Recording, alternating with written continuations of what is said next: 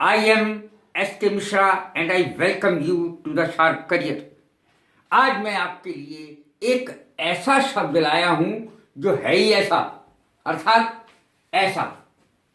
देखें इसकी अंग्रेजी क्या होगी। Such, of this sort, SORT, of this sort, such. ये इसकी दो अंग्रेजियां हैं। वह ऐसा आदमी नहीं है, वह ऐसा आदमी नहीं है। He is not such a man, वो ऐसा आदमी नहीं है जैसा आप समझ रहे हैं। He is not such a man, he is not a man of this sort, ये इसकी दूसरी अंग्रेजी हुई। He is not a man of this sort, वो इस टाइप का आदमी नहीं है, इस प्रकार का आदमी नहीं है, वो ऐसा आदमी नहीं है। इस प्रकार की हिंदी बनेगी इसकी। ऐसा नहीं हो सकता, ऐसा नहीं हो सकता, इसमें ऐसा की अंग्रेजी नहीं आएगी। बनेगा इट इज इम्पॉसिबल। ऐसा हो सकता है, इट इज पॉसिबल। ऐसा हो सकता है, इट इज पॉसिबल। ऐसा नहीं हो सकता, इट इज इम्पॉसिबल। ऐसा ही हो, ऐसा ही सही, so be it, so be it, ऐसा ही सही। ऐसा है तो ऐसा ही सही। ऐसी की तैसी अंग्रेजी देखें इसकी, आपने नहीं सुनी होगी, देखें। Damn it my foot, damn it my foot, फिल्मों में आपने बहुत सुना होगा।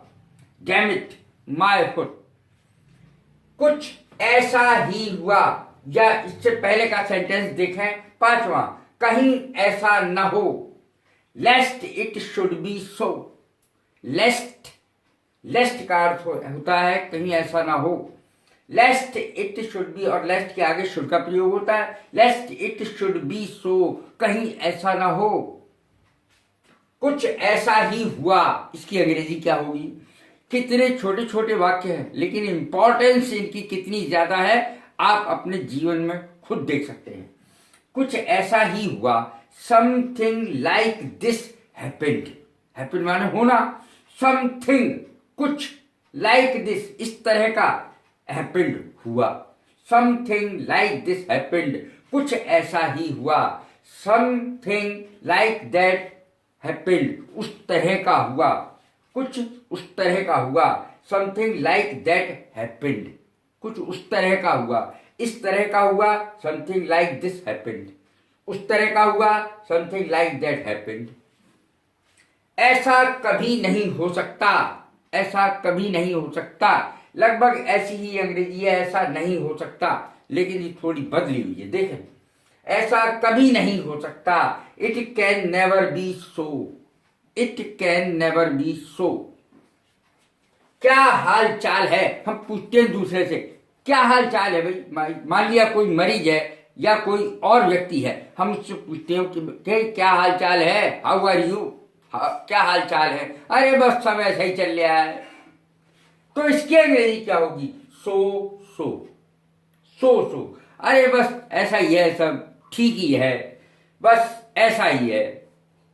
सो सो दो बार आएगा। How do you feel, how are you, how do you feel का अर्थ भी है कि क्या हाल चाल है, आप कैसा महसूस कर रहे हैं। तो इसका मतलब होता है ऐसी चीज हर कहीं नहीं मिलती, ऐसी चीज, सच ए थिंग, ऐसी चीज, सच के बाद ए आएगा।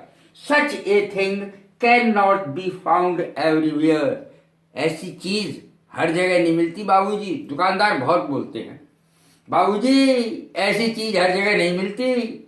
Such a thing can not be found everywhere.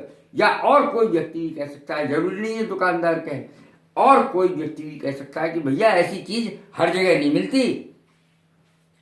ऐसा हुआ कि, इट सो हैपेंड दैट, जब हम किसी को कहानी सुनाते हैं, कुछ बात सुनाते हैं, कोई घटना सुनाते हैं, तो हम कहते हैं ऐसा हुआ कि, ऐसा हुआ कि। इसकी अंग्रेजी क्या बनेगी। इट सो हैपेंड दैट के आगे आप जो अपनी घटना है वो सुनाइए।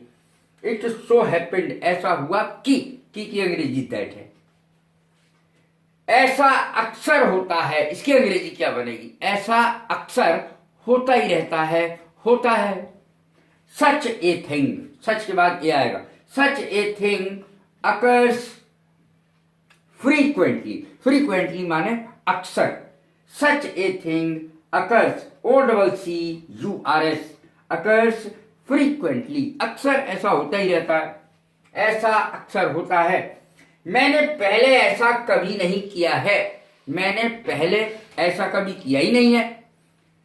I have never done such a thing before, before आखिर में आएगा। I have never done, कौन सा टेंस है ये? Present perfect.